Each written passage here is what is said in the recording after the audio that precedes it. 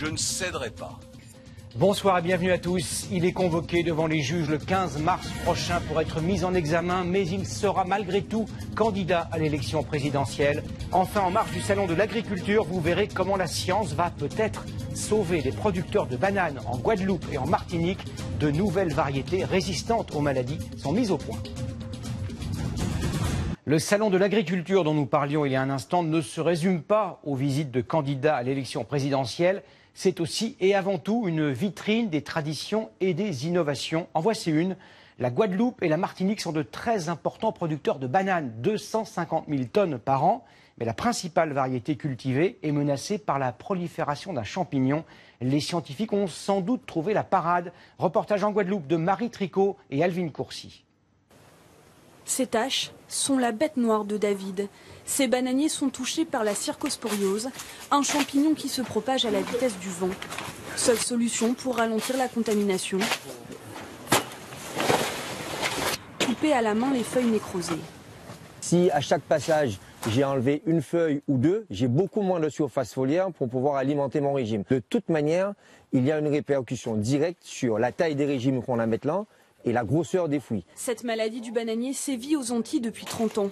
Aujourd'hui, elle menace les productions de Cavendish, la seule banane exportée vers l'Hexagone et la plus consommée en France.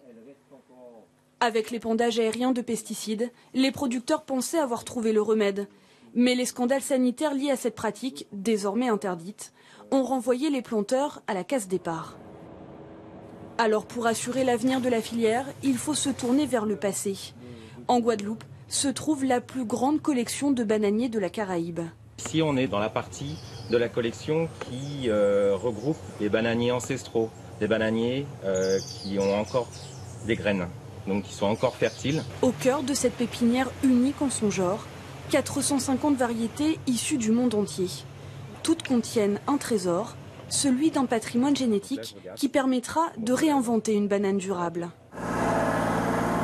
Le procédé est simple. À partir d'un bananier mâle sélectionné pour ses propriétés de défense, les techniciens agronomes fécondent ce bananier femelle. Je butine le bout de chaque fruit qu'on veut hybrider. Le fruit de ces croisements est mis en culture. 6 mois plus tard, un hybride est créé, prêt à être planté. Sur cet hectare, pousse la banane qui remplacera peut-être la Cavendish sur les étals du marché. Depuis 2011, on a transféré la variété Syrah 925. C'est une nouvelle variété qui est tolérante aux champignons, à la cercosporiose jaune et noire.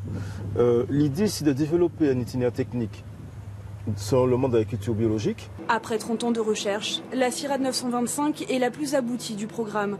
Mais la résistance aux maladies n'est pas le seul critère retenu pour commercialiser une nouvelle banane.